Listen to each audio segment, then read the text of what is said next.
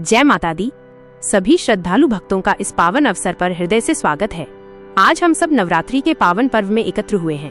ये पर्व केवल पूजा अर्चना का ही नहीं बल्कि माता की महिमा का स्मरण करने का भी अवसर है। आज नवरात्रि का चौथा दिन है और इस दिन हम माँ दुर्गा के चौथे स्वरूप परम दिव्य और परम तेजस्विनी माँ कुष्मांडा की कथा का श्रवण करेंगे। माता की कृपा से ही ये संसार चलता है। उनकी हंसी से सृष्टि प्रकट हुई, उनकी श्वास से प्राणों का संचार हुआ, उनकी भुजाओं से धर्म की रक्षा हुई और उनके चरणों से भक्तों का उद्धार हुआ। तो आइए हम सब मिलकर श्रद्धा और भक्ति के साथ माता की कथा सुनते हैं। बोलो जय माँ कुष्मांडा माता की। जब ब्रह्मांड का अस्तित्व ही नहीं था, जब चारों ओर केवल गहन अंधकार फैला था, जब दिशाएं मौन थी और समय का भी कोई अस्तित्व नहीं था, तब केवल एक ही शक्ति विद्यमान थी। वो शक्ति आदि शक्ति थी जो निराकार होकर भी हर जगह थी, जो अदृश्य होकर भी हर अंश में थी। उसी समय माता ने अपने स्वरूप को प्रकट करने की इच्छा की।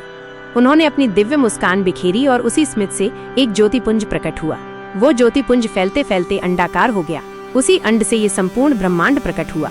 पर्वत, नदियाँ, आकाश पाताल, आकाश गंगा, सूर्य, चंद्रमा, तारागण सब उसी से प्रकट हुए। इसीलिए उन्हें कुष्मांडा कहा जाता है। कु का अर्थ है छोटा, कुष्मा का अर्थ है तेज और अंड का अर्थ है ब्रह्मांड। माता कुष्मांडा ने जब ब्रह्मांड का निर्माण किया तो उन्होंने इस असीम जगत में जीवन का संचार करने का विचार किया। उन्होंने सृष्टि की गति को संचालित करने के लिए त्रिदेव की रचना की।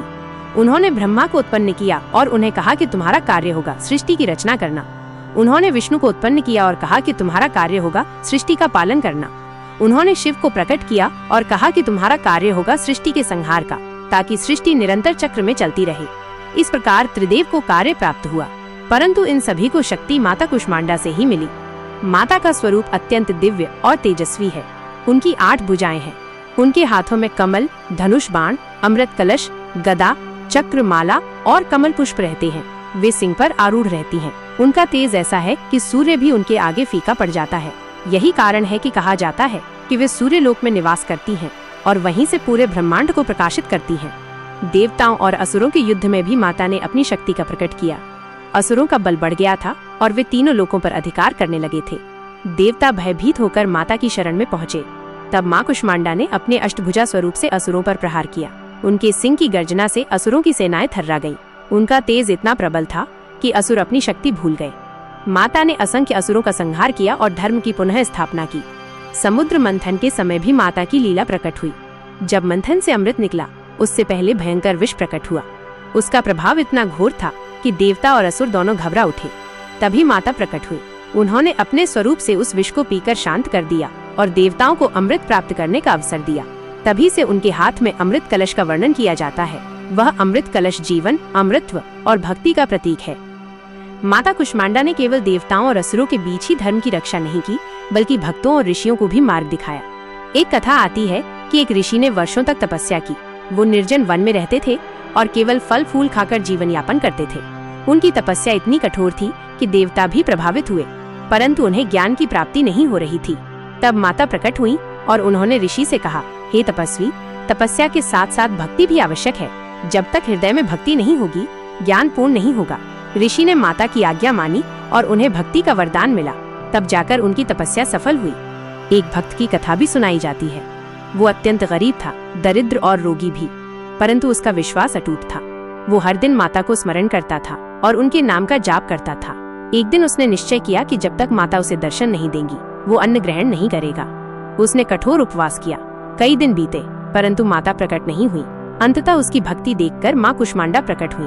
उन्होंने कहा, वत्स, तुम्हारी भक्ति से मैं प्रसन्न हूँ। बताओ क्या चाहो। भक्त ने कहा, माँ, मुझे धन या स्वास्थ्य की इच्छा नहीं है। मैं तो केवल ये चाहता हूँ कि मेरे हृदय में सदा आपका वास रहे।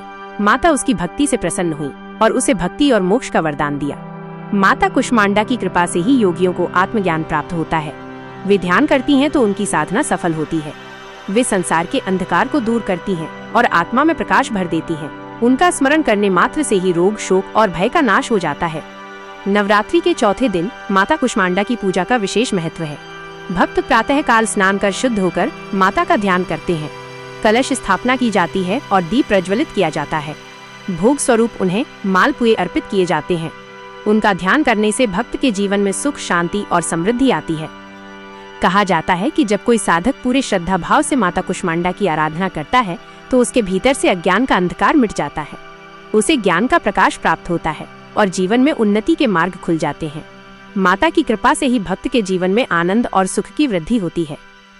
भक्तों, ये कथा हमें ये संदेश देती है कि सृष्टि का प्रत्येक अंश माता की शक्ति से ही संचालित है। वे ही जन्मदाता हैं, वे ही पालनहार और वे ही संहारिणी। उनकी शक्ति से ही सूर्य प्रकाशित होता है, तारागण चमकते हैं और प्राणों का संचार होता है। अब इस कथा का समापन करते हुए हम माता से यही प्रार्थना करते हैं, हे मां कुष्मांडा, आप हमारे जीवन से अंधकार को दूर करें, हमें सुख, शांति और समृद्धि का आशीर्वाद दें। हमारी आत्मा में भक्ति का प्रकाश भर दें और हमें धर्म के मार्ग पर सदैव अग्रसर रखें। बोलो सच्चे मन से जय मां कुष्मांडा माता की।